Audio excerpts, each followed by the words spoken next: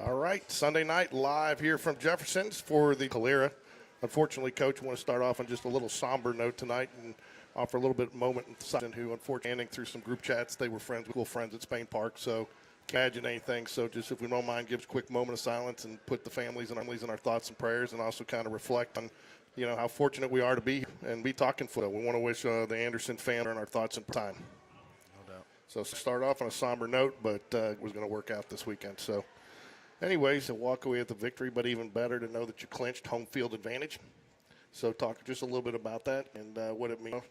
Playoff game. Yeah, I mean it's really good that the way our schedule landed. Our last two games of the regular season are at home, and then we just get one at home in the first round of the playoffs. So our guys get at least three more chances to play in the stadium, and that's always a good thing. But it is good to take care of business in the region. We want in all the games, but the region games are the ones that matter and kind of set you up, make a run in the playoffs. All the games, but the region games are the ones that matter and kind of set you up, make a run in the playoffs. So it was a big win because it was the next game, and I thought our kids came out and handled business. Defense kept them out of the end zone. I think early, they weren't tackling well. I think our guys were overrunning some stuff, and but Calera had a good little game plan, and they executed early. But at the end of the day, when the defense gives up 6 points, defense, you should win most games. So it was a good night for everybody. Talk a little bit about one of the things that I've noticed week in and week out over the last couple of weeks. We're starting to see a lot of new names that I've noticed week in and week out over the last couple of weeks. We're starting to see a lot of new names pop up into the rotation and making plays. And you've got a lot of kids that have come on throughout the season. Into the rotation and making plays. And you've got a lot of kids that have come on throughout the season. Yeah, guys caught passes.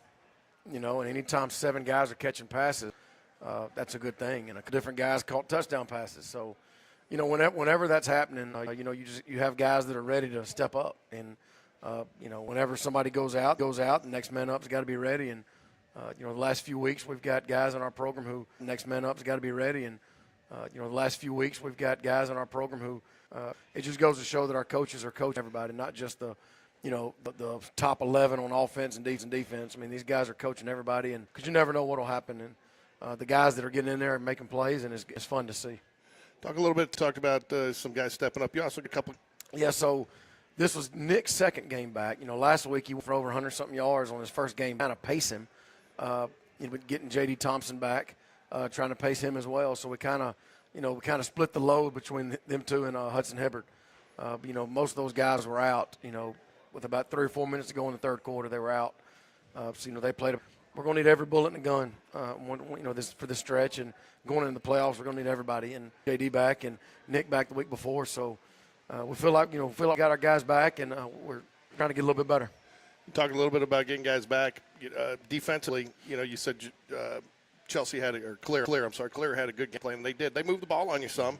But your defense never really panicked. Right. One, obviously, the big touchdown play, which was the one that he scored on. But other than that, made them work all night, and then you were able to get several turnovers, which you haven't been able to do in previous. Had a chance to get the ball, they did. But, yeah, I mean, like I said, they moved the ball. They moved the chains. They didn't break, and, they stood up on that too. And that's the mark of a defense that, that we're not. They stood up on that too, and that's the mark of a defense that, that we're not tackling really well. We're not. I thought defensive line really didn't play, but that they adjusted. And again, all that being said, 6 points. So, we're really proud of the defense and making those adjustments. And we told them at halftime, just play harder. It's don't. It's not scheme. It's not anything. It's just play hard there and play harder, and they did. And we're really proud of the effort. It went down on huddle. I couldn't totally tell if it would block, but it looked like you got a hand on it. But either way, the defensive line got through and affected that kick to where he ended up. So missed kick, but deep for 6 for extra points. Asher McBride and the kickers Reese Jones. They were 6 for 6, and we only had 2 punts. But one of the punts, Zach anybody who's been back there returning punts knows that the higher that ball goes, the more wobble your knees get. And the kid fumbled it and we recovered it. So it was some good things on special teams.